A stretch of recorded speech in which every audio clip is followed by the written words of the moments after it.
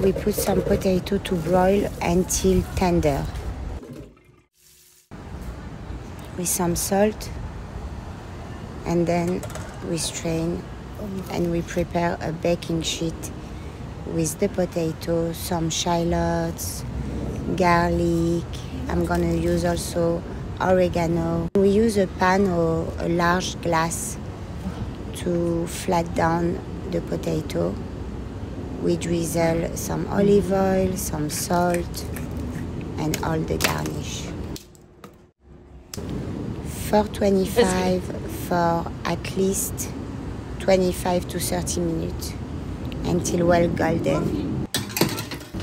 I had to try with a little eggs in the middle, so we tried it as well. It's very sympathetic, but if you want your eggs running, it's a bit of a technique. Voila, it was really delicious, crunchy, soft in the inside. We serve it with some salad, some dip, and it was just perfect.